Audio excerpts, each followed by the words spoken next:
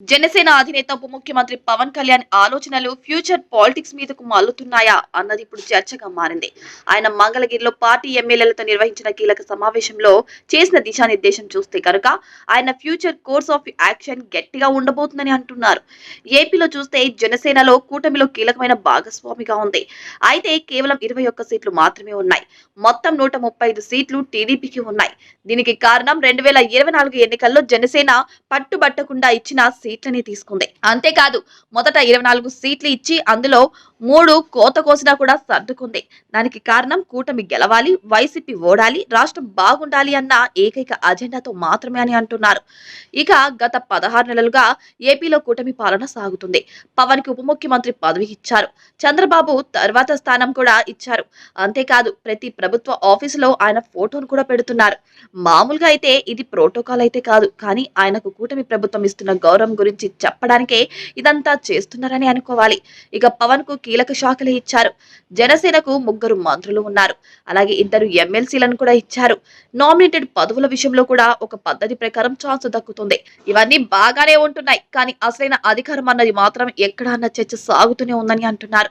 తాజాగా జరిగిన వర్షాకాల అసెంబ్లీ సమావేశం అయితే జనసేనకు కొంత ఇబ్బందికరంగానే ఉందని అంటున్నారు.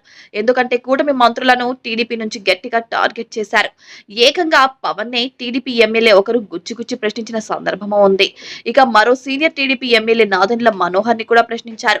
వీటికి పరాకాష్ట అన్నట్టుగా ఎమ్మెల్యే బాలకృష్ణ సభలో లేచి చిరంజీవి ప్రస్తావనను తెచ్చి అవమానించారన్నది కూడా ఒక బలమైన సామాజిక వర్గంలో గట్టిగానే ఉంది. ఇవన్నీ కూడా జనసేనలో ఇప్పుడు తీవ్రమైన చర్చగా మారుతుంది. జనసేన బలం, టీడీపీ బలం కలిసి ఈ విజయాన్ని అందించాయి. కానీ ఇప్పుడు ఇదే చూస్తుంటే అధికార సంఖ్యాబలం మీద ఆధారపడి సాగుతున్నట్టు తెలుస్తోంది. పవన్ ఎప్పుడు నంబర్ గేమ్ చుట్టూనే గిర్రున తిరుగుతుంటారు. ఏపీ అసెంబ్లీలో టీడీపీ చాలా పెద్ద పార్టీ. జనసేన కంటే సంఖ్యలో 7 రెట్లు ఎక్కువ సీట్లు కలిగిన పార్టీ కూడా.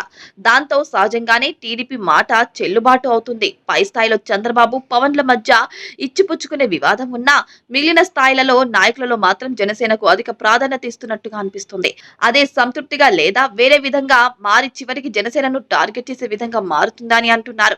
అయితే ఈసారి ఇలా ఉంటుందని కూడా కొన్ని అంచనాలైతే వస్తున్నాయి. ఏంటి అంటే అందుకే జనసేన సీరియస్ గానే ఈసారి దృష్టి పెడుతుందని అంటున్నారు నిపుణులు.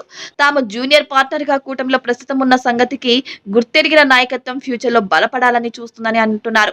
అందుకే ఏకంగా 100 అసెంబ్లీ నియోజకవర్గాల మీద ఫోకస్ పెడుతుందని అంటున్నారు.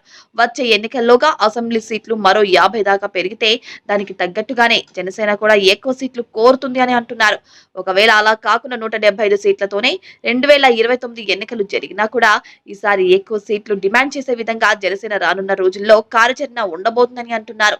సీట్లు కోరాలి అంటే ఆయా ప్రాంతాల్లో తాము బలంగా ఉండాలి. అందుకే జనసేన రాబోయే 3.5 ఏళ్ల పాటు 100 సీట్ల పరిధిలో పార్టీని బలోపేతం చేసుకుంటే గరిష్టంగా ఎన్నికల సీట్ల పొత్తులో చేసుకోవాలని అప్పటి పరిస్థితులను బట్టి నిర్ణయిస్తుందని అంటున్నారు. వచ్చే ఎన్నికల్లోనూ టీడీపీతో పొత్తు ఉంటుంది, కానీ సీట్ల విషయంలో పట్టు పెంచే విధంగా జనసేన రాజకీయం ఉండబోతుందని అంటున్నారు.